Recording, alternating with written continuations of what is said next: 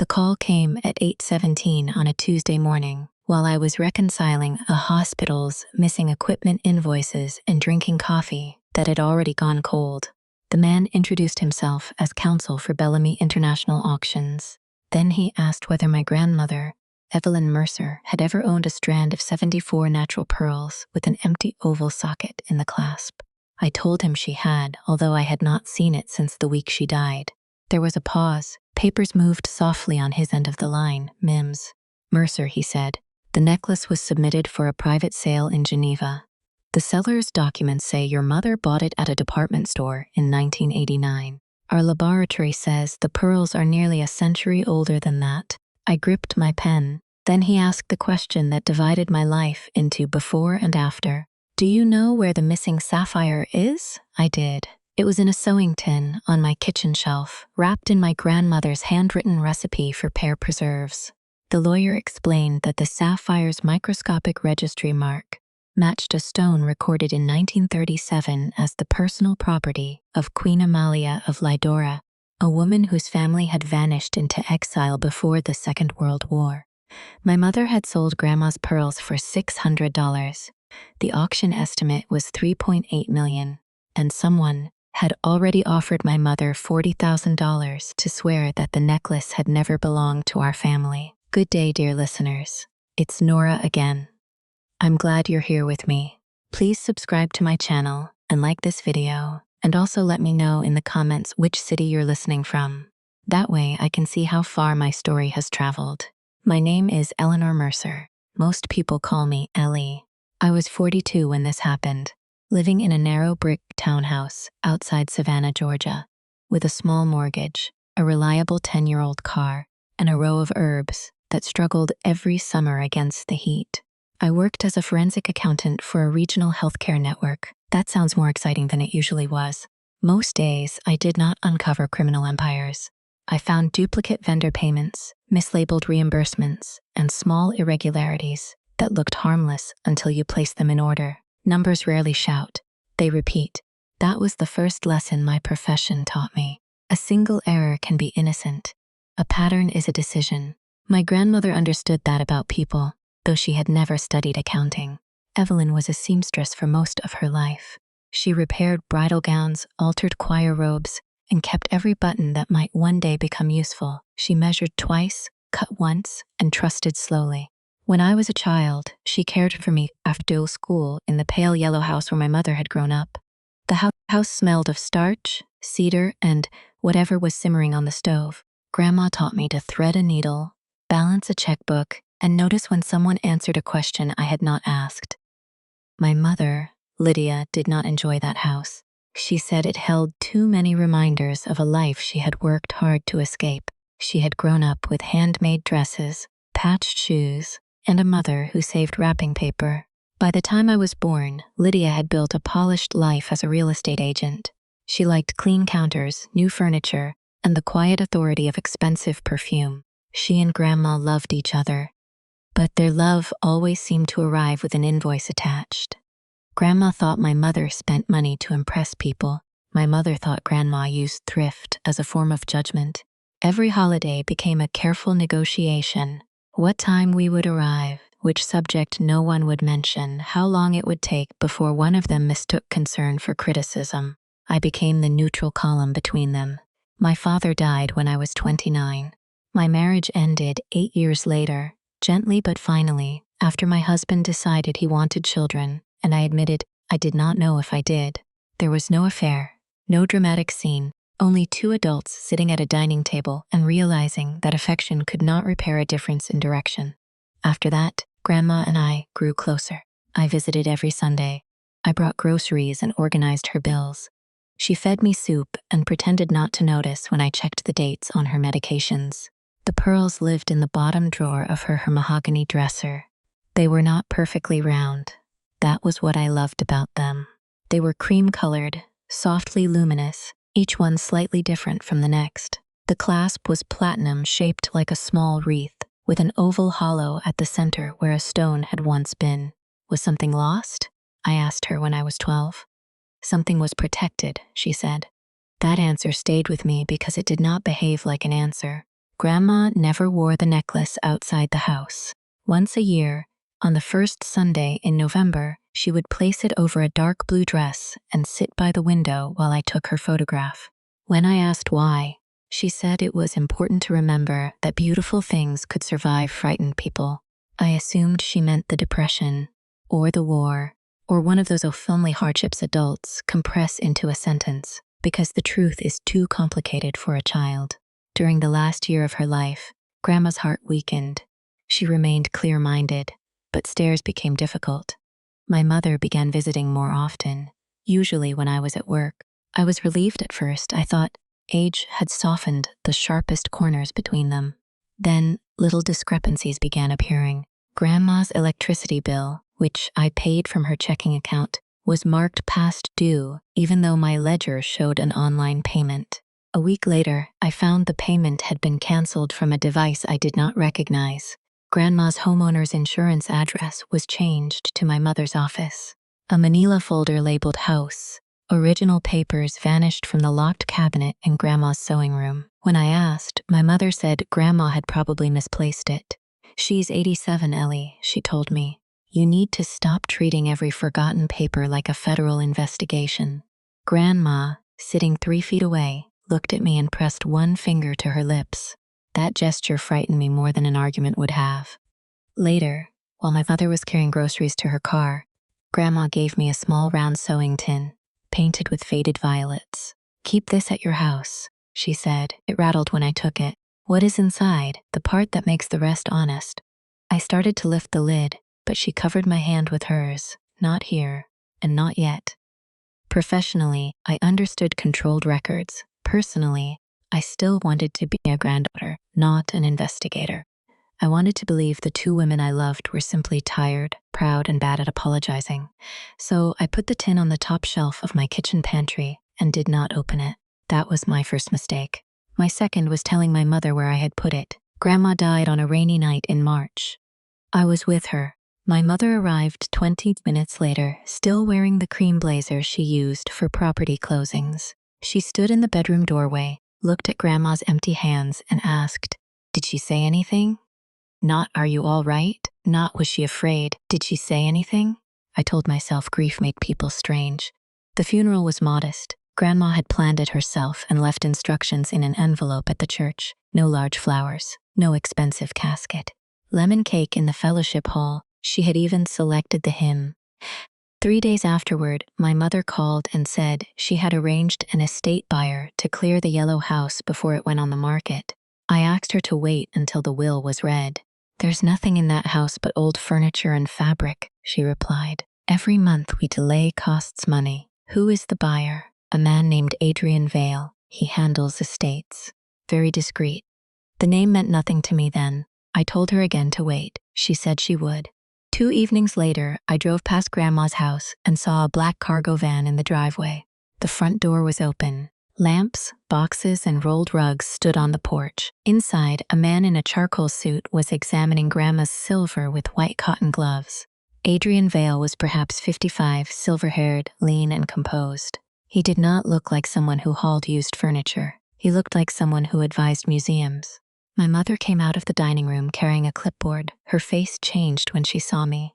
"You said you would wait," I told her. "This is only an assessment." Adrian removed one glove and offered his hand. His voice was warm and almost confidential. "Your mother tells me you're the accountant in the family. Then you'll appreciate that carrying costs can consume a modest estate." He made the violation sound like responsible housekeeping. I asked to see his inventory. He smiled. "Of course. As soon as it is complete." On the clipboard, besides several entries for furniture, I saw one line in my mother's handwriting. "Costume pearl necklace, $600. I looked toward the hallway. Grandma's dresser drawers stood open. "Where is it?" my mother said. "Ellie, please don't make this embarrassing." Adrian's expression did not change.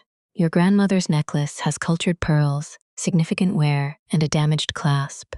600 is a fair, wholesale figure." I had spent my career listening to explanations that arrived too quickly. "You tested it?" "I have 30 years of experience." That wasn't my question. For 1 second, his smile disappeared, then it returned, smoother than before. He said my mother had authority as executor under a copy of the will.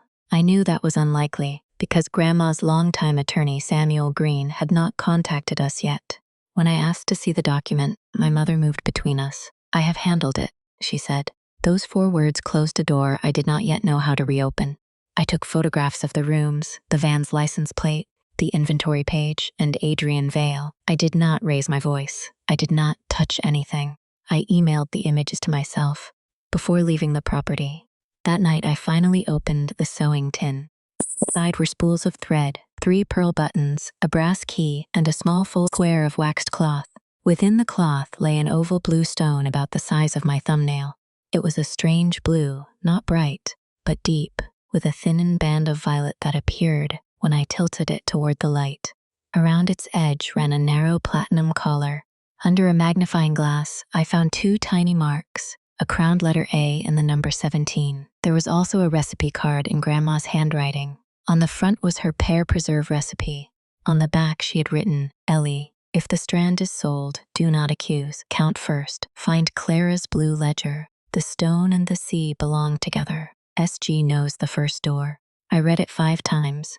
Then I placed the stone in a small fireproof safe, scanned the note, and called Samuel Green. He returned my call the next morning. Samuel was 70, careful with words, and angry in a way that made his voice quieter. He told me Grandma had signed a new will 11 months earlier. My mother was not the executor. Samuel was. The yellow house was left to my mother. But all personal property in the sewing room and bedroom was left to me. The necklace had therefore never been my mother's to sell. Samuel had mailed notice of the probate meeting to both of us. My copy had been delivered. My mother's copy had been returned as address unknown, although she had lived at the same address for 9 years. He asked whether I had given her permission to remove property. I said no. Then he told me something else. 2 months before Grandma died, Adrian Vale had requested a private appointment with her. Grandma refused to meet him unless Samuel attended. Adrian never came. What did he want? I asked.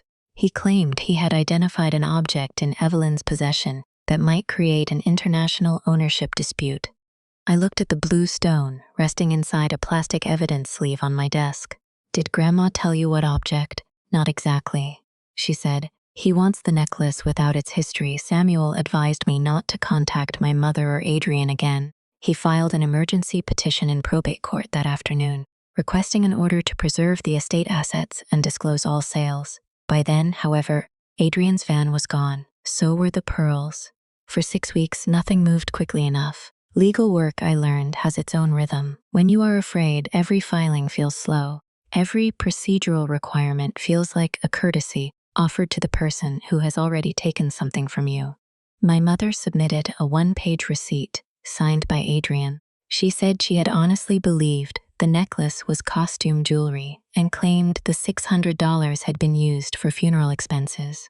The funeral home records showed that I had paid the entire bill. That was the first clean inconsistency.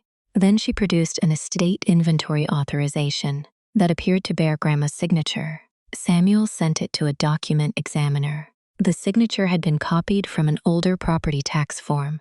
The date was printed in a typeface introduced 4 months after the document was supposedly signed. That was the second. Adrian, through his attorney, said he had already resold the necklace to an unnamed private collector and had no further obligation. That was when I returned to the yellow house. Under the court's temporary preservation order, no one could remove anything else. Samuel met me there, and we photographed every room before we searched. Grandma's note had said Clara's blue ledger. Clara was my great-grandmother, Evelyn's mother. I remembered a shelf of household account books in the attic, but those were brown, black, and red. We searched closets, trunks, cabinets, and boxes. Nothing. Near sunset, I sat on the floor of the sewing room, exhausted, looking at the cutting table where Grandma had repaired hundreds of garments. The table's surface was scarred with straight lines, shallow and precise. One mark near the back edge was darker than the rest. I pressed it. A narrow drawer released beneath the tabletop. Inside was a blue cloth-bound ledger, a bundle of letters tied with gray ribbon, and a photograph of a young woman I recognized as Clara. She stood beside another woman on the deck of a ship. Both wore plain coats. The other woman's face was partly turned away, but at her throat was Grandma's pearl necklace, complete with the blue stone in its clasp. The ledger did not record household spending. It recorded names, dates, places, and payments in 3 currencies. Clara had worked as a lady's maid for a woman called Mrs. Anna Lorien from 1939 to 1941. At first I assumed Mrs. Lorien was a wealthy refugee. Then I saw a name written in parentheses on the inside cover. Her Majesty Amalia Therese, Queen of Lydora. Lydora had been a small European kingdom absorbed by a neighboring dictatorship in 1938. Queen Amalia escaped with her 6-year-old daughter, traveled under false papers, and spent nearly 2 years moving between safe houses before reaching Canada. Clara had been hired in Marseille, not as a maid in the ordinary sense, but as a companion who could sew, speak some French, and pass unnoticed.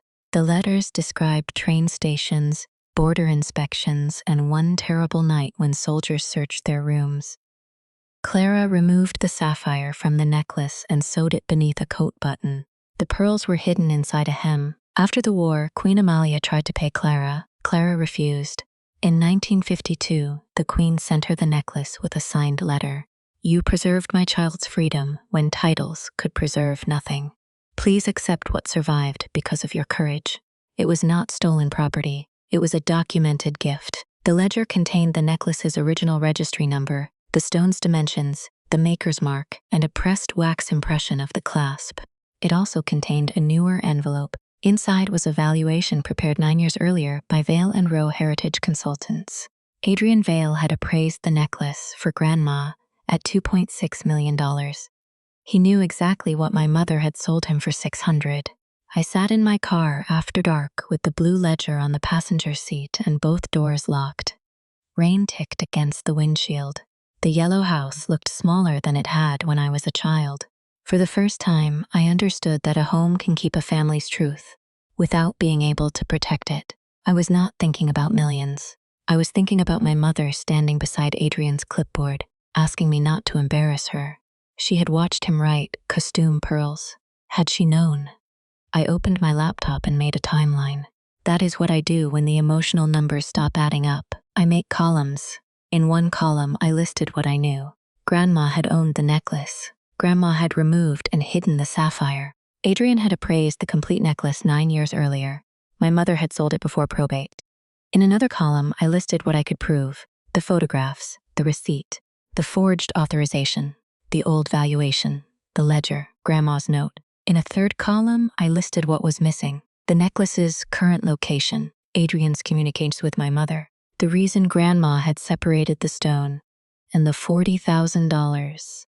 I did not know about that payment yet, but the blank space where it belonged was already there. Samuel brought in 2 people.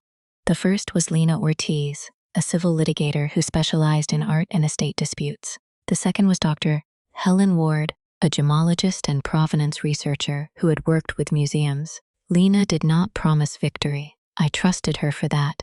She reviewed the documents and said our immediate goal was not to prove the entire history.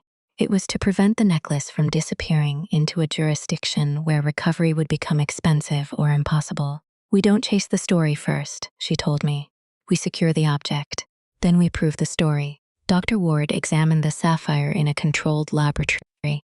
She confirmed it was an untreated cashmere sapphire of unusual color and early 20th century cutting. Under magnification, she photographed the crowned A, the number 17, and a series of microscopic tool marks that the wax impression in Clara's ledger. She also found a second mark, almost invisible near the platinum collar, RQ937 1 Mon. That was the registration number. An archive in Brussels held a 1937 inventory of Queen Amalia's personal jewels. Item 114 described a strand of 74 graduated natural pearls with an oval sapphire clasp. The largest pearl had a tiny crescent-shaped blemish.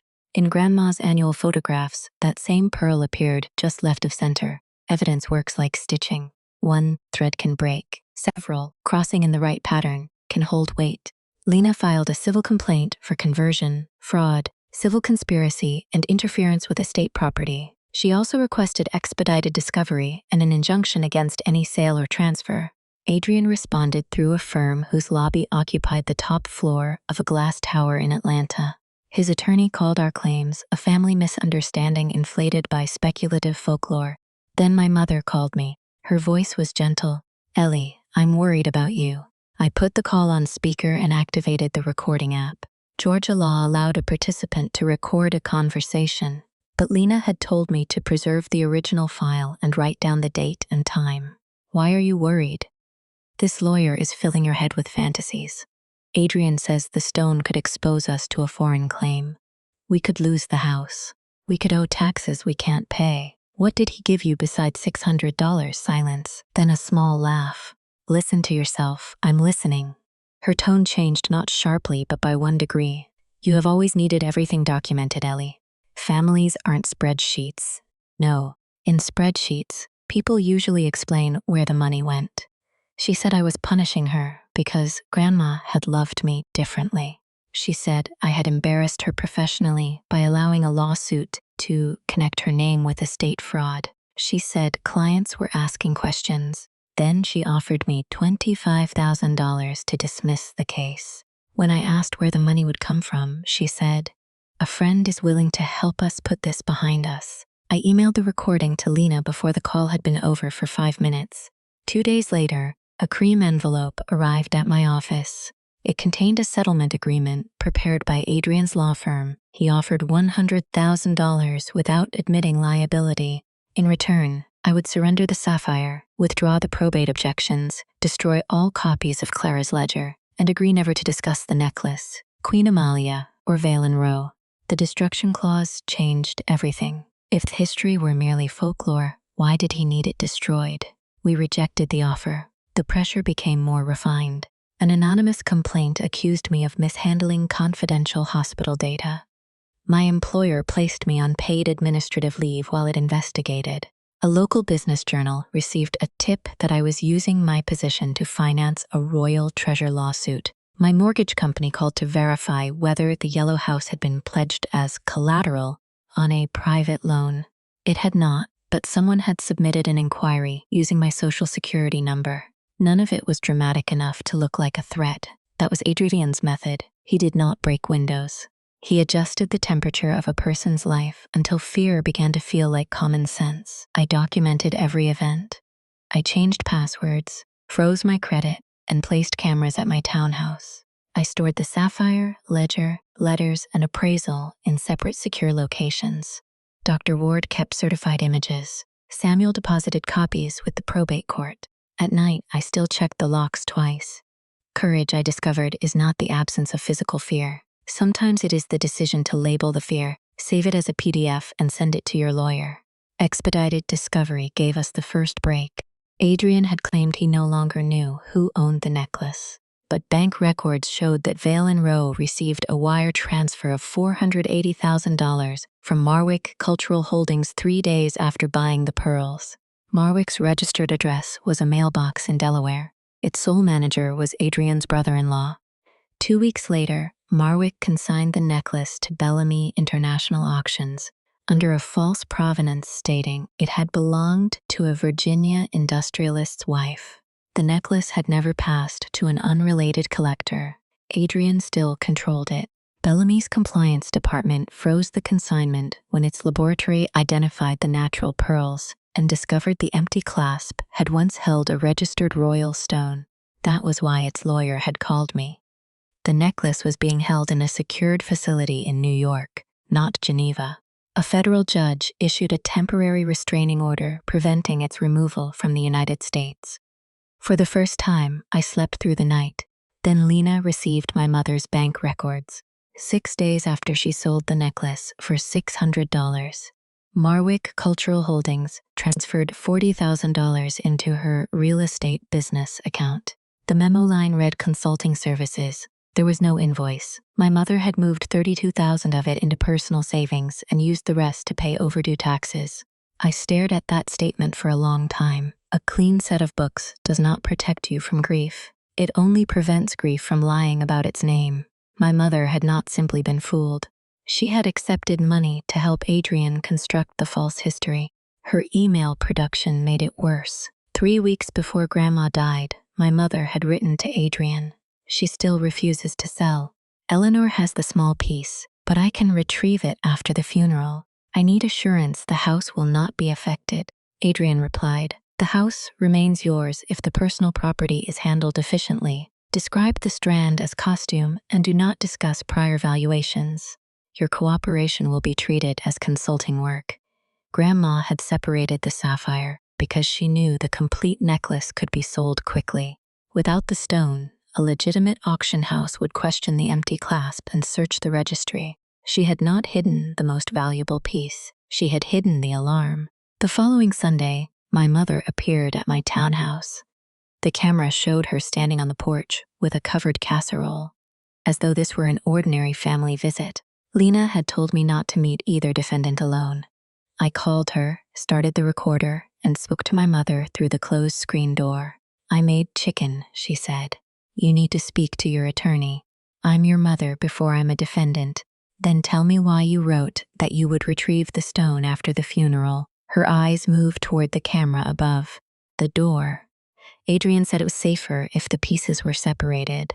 They were already separated. I was scared. Of what? Losing the house. Losing everything. Your grandmother told me that necklace came from some queen. Do you know what governments do over objects like that? Adrian said they could accuse us of theft. He said they could freeze the estate. So you took $40,000. Her face tightened. He called it a fee. For what service? For introducing him to the estate and forging Grandpa's authorization. I didn't forge it. You submitted it. For a moment, neither of us spoke. I could smell rosemary and roasted chicken through the screen. It was cruel how ordinary it smelled. She lowered her voice. Give him the stone, Ellie. He will increase the settlement. We can stop this before I lose my license. There it was. Not before the truth was lost, not before Grandma's name was erased, before she lost her license. I'm not giving him anything, I said. You think Grandma chose you because you were better than me? No, I think she chose me because she knew I would keep records. My mother's composure broke then, but only for a second. If you continue, she said, you won't have a mother when this is over. I remember resting my hand against the wooden doorframe. Grandma had repaired that frame once after a hinge split. She had filled the crack, clamped it overnight, and painted over it. The damage was invisible unless you knew where to look. I may not have the mother I thought I had now, I replied. She left the casserole on the porch. I did not bring it inside. Adrian's deposition took place 3 months later. He arrived in a navy suit with 2 attorneys and a watch worth more than my car. He greeted everyone politely. When he saw me, he nodded as if we were colleagues attending a board meeting. Lena began with his credentials. He described 31 years in fine jewelry, appointments to museum committees, lectures at universities, and advisory work for private collections. He wanted his authority established. Lena let him build it carefully. Then she showed him the $600 receipt. Based on your experience, she asked, could you distinguish natural saltwater pearls from imitation pearls? Usually from cultured pearls with appropriate testing. Did you test this necklace before purchasing it? No. Why? Not. The seller represented it as costume jewelry. You relied entirely on Mrs. Mercer's expertise. His attorney objected to the characterization. Lena rephrased. Did Mrs. Mercer have professional gemological training? Not to my knowledge. Did you? Yes. She placed the 9-year-old appraisal in front of him. For the first time, Adrian stopped moving. Is that your signature? He said he would need to inspect the original. Lena gave him the original. He examined it for nearly 2 minutes. It appears to be. Did you appraise this necklace for Evelyn Mercer? I appraised many pieces. This one, apparently, at $2.6 million, subject to provenance verification. And 9 years later, you purchased the same necklace for $600 without testing it because an untrained seller called it costume jewelry. His attorney objected again. But objections do not erase arithmetic. Lena moved to the false provenance submitted to Bellamy. Adrian said his staff had prepared it from client information. Who was the client? Marwick Cultural Holdings. Who controls Marwick? I don't manage its corporate affairs. She showed him the formation documents naming his brother-in-law, followed by emails in which Adrian instructed Bellamy to send all questions directly to him. Then she produced a message recovered from his office server. It was sent to my mother 2 days before Grandma died. Once Evelyn is gone, act before the accountant sees the inventory. The missing center stone is useful. It makes the necklace look damaged and lowers suspicion. We will reunite it after export. The room became completely still. Adrian looked at me then, not with anger, with calculation. He was measuring what I knew and how much it could cost him. Lena asked, "Which accountant were you referring to?" He said he could not recall. How many accountants were involved in Evelyn Mercer's estate? He did not answer. His attorney requested a break. During that break, Adrian approached me near the conference room windows. Lena immediately stepped between us, but he spoke as though she were not there. "You are emotionally attached to a narrative," he said. "That is understandable. But objects with royal provenance attract governments, tax authorities, criminals, and journalists. You may win a necklace and lose your life as you know it." His voice was not threatening. It was concerned. That made it colder. I said, "You keep explaining the risk of telling the truth. You never explain the risk of your emails." Lena told him to communicate through counsel. The deposition resumed. By the end of the day, Adrian had said, "I don't recall 73 times I counted." My mother's deposition was different. She cried before the first difficult question. But Lena did not become harsh. She moved date by date, document by document.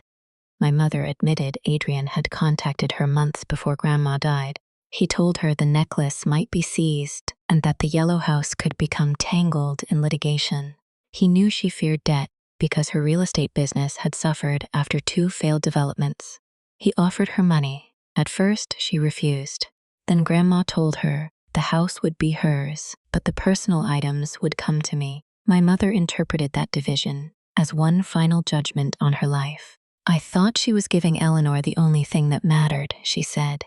That sentence explained her, but it did not excuse her. She admitted taking the inventory folder from the sewing room. She admitted redirecting the insurance mail. She admitted allowing Adrian's assistant to create the false authorization. Then Lena asked whether she knew where the necklace was going. My mother looked at Adrian's attorney. He said Switzerland. "Who said, Mr. Vale?" "Why Switzerland?" "Because after the stone was put back," he said, "no American court would be able to touch it." That testimony connected the plan from Grandma's bedroom to the proposed foreign sale. The civil case triggered a criminal investigation. State investigators examined the forged estate document. Federal agents reviewed the interstate transfers, the shell company, and the false consignment records. Adrian's public confidence began to fracture. Vale and Rowe removed his biography from its website. 2 museums suspended him from advisory boards.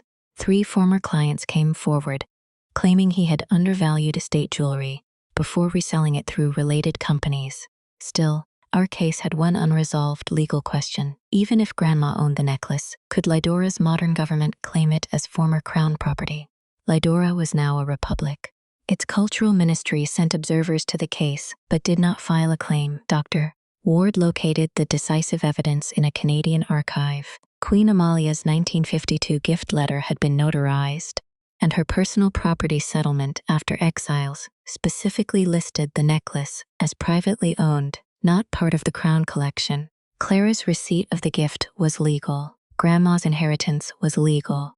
And under Grandma's will, the necklace belonged to me. The hearing on ownership took place in a federal courtroom because the necklace had crossed state lines, and the auction company requested judicial direction before releasing it. I had imagined court would feel dramatic. It did not. It felt precise. Fluorescent light. Stacks of exhibits. Lawyers speaking in measured sentences. A judge who seemed less interested in anyone's emotions than in whether each claim could stand on a document. That suited me. Bellamy's expert identified the pearls from laboratory records and high-resolution images. Dr. Ward explained the registry marks and demonstrated how the sapphire's platinum collar fit the clasp's empty socket. A digital overlay showed matching tool marks along both edges. Samuel authenticated Grandma's will and the old appraisal. The document examiner described the forged authorization. Then I testified. Adrian's attorney asked whether I had any first-hand knowledge of the necklace before my childhood. I said no. He asked whether I expected the court to rely on family stories about a queen. I said no. Then what exactly are you asking the court to rely upon, Miss Mercer? I looked at the exhibits arranged on the screen. The 1937 registry, the Maker's Mark, Queen Amelia's notarized gift, Clara Mercer's ledger, my grandmother's photographs, Mr. Vale's appraisal, the probate records, the bank transfers, the emails, and the laboratory match. He paused. There is a particular silence that occurs when an argument runs out before the person making it does. The judge ruled that the necklace and sapphire were lawfully held private property, that Grandma had owned them at her death, and that the purported $600 sale was void because my mother lacked title and because the buyer had acted in bad faith. He ordered Bellamy to return the necklace to the estate, subject to final probate distribution. He also referred the forged documents and certain testimony to prosecutors. No one applauded. Real courtrooms do not end that way. I simply closed my eyes. For one breath, I could smell cedar and starch. I could see Grandma by the window in her blue dress, wearing 74 imperfect pearls and a clasp with an empty center. The stone and the sea belonged together, but justice was not finished. Adrian offered a confidential civil settlement after the ruling. Lena negotiated terms that did not require me to conceal the historical record or destroy documents. His company paid the estate $1.4 million for damages, fees, and the profits traced through Marwick. Adrian surrendered his professional appraisal license under a state consent order. Later, he pleaded guilty to conspiracy to commit wire fraud and submitting a false document in connection with estate property. He served 22 months in federal custody and was ordered to pay restitution in several related cases. My mother entered a plea to a reduced state charge for using a forged instrument. She received probation, community service, and the loss of her real estate license for 3 years. She repaid the $40,000 from the sale of a rental property. Some people told me she escaped too easily. Others said I had been cruel to let the case reach her at all. Both groups wanted a simple number for a complicated debt. I did not want my mother imprisoned. I also would not purchase her comfort with Grandma's truth. The court awarded her the yellow house as the will required. She sold it within 6 months. I could have fought about the furniture. I did not. I kept Grandma's sewing table, her blue dress, her letters, and the photographs. Those were the items that still carried her hands. As for the necklace, I never wore it. After the case, its value increased because its history had been authenticated. A private buyer offered more than $4 million. I declined. Instead, I entered a long-term agreement with the Coastal Museum of Women's History. The museum purchased the necklace for $2.9 million, and the contract required it to display Clara's ledger, Queen Amelia's gift letter, and the full story of the women who protected one another during exile. After taxes, legal expenses, estate costs, and a donation to the archive that had preserved the evidence, my share was far less than the numbers printed in newspapers. It was still enough. I paid off my townhouse and bought a small cottage 15 minutes outside Savannah. It had 2 bedrooms, a deep porch, and a neglected backyard with good soil. I did not leave my job. After the hospital cleared me completely, I returned. A year later, I reduced my hours and began helping older people organize financial records before illness or death made them vulnerable. With part of the settlement, I established a scholarship for women studying conservation, archival work, or forensic accounting. I named it for Evelyn and Clara Mercer. The first recipient was a 36-year-old single mother who wanted to train in textile preservation. When she wrote to thank me, she said she had spent years repairing everyone else's life and was finally learning to build her own. I understood that. My mother and I did not speak for 11 months. Then, on Grandma's birthday, a package arrived. Inside was the violet sewing tin and a letter. My mother wrote that she had taken the tin from my pantry the week after the funeral but found it empty because I had already moved the stone to my safe. She had kept the tin because Adrian told her it might contain evidence. After the case, she was ashamed to return it. She did not ask me to forgive her. That was the first honest thing she gave me. Months later, we met in a quiet cafe. She looked older and less polished. She told me she had spent her whole life believing Grandma's caution meant she expected failure from her. Adrian had recognized that wound and pressed it exactly where it hurt. But he didn't make me take the money, she said. I did that. I did not tell her everything was all right. It was not. I told her that accountability was the first payment, not the full balance. We began again carefully. One lunch, one phone call, no keys to my house, no access to my accounts. Love returned in small amounts, with documentation around the edges. Some people may find that cold. I call it load-bearing trust. There is a difference between forgiveness and restoring someone to the exact position from which they harmed you. I forgave my mother enough to stop carrying her choice inside my body. I did not forget enough to become unsafe.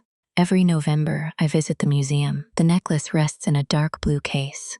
The pearls seem to hold light rather than reflect it. At the center, the sapphire is back in its clasp. Beside it is the photograph of Clara and Queen Amalia on the ship. Visitors often lean close to read the gift letter. Most arrive because they have heard about a royal jewel. They leave talking about a seamstress. That feels right. In my garden, I planted a pear tree. For the first 2 years, it produced nothing. The third spring, it gave me 6 small pears, scarred and uneven. I made preserves using Grandma's recipe. My mother helped me peel the fruit at the kitchen table. We did not discuss Adrian. We did not discuss the court. We talked about weather, work, and whether Grandma had deliberately written too much cinnamon in the recipe because she knew we would argue about it. Peace did not arrive as a verdict. It grew slowly, in ordinary rooms, after the danger had passed. What happened taught me that betrayal is rarely announced by a slammed door. Sometimes it arrives in a cream blazer, carrying a clipboard. Sometimes it calls itself efficiency, preached protection, or family loyalty. It also taught me that calm is not weakness. The loudest person in a conflict does not control the truth. The person who preserves the email, dates the photograph, reads the fine print, and waits for the pattern to become visible often holds more power than anyone realizes. Grandma knew she could not stop every dishonest person from reaching for the necklace, so she separated the evidence from the object. She trusted that one honest question would lead to another. Money brought strangers to our door, but money was never the real inheritance. The inheritance was Clara's courage, Grandma's foresight, and the knowledge that love without boundaries can become permission. If someone you loved betrayed you to protect their reputation, but later accepted full responsibility, would you rebuild the relationship slowly or walk away for good? What would you have done?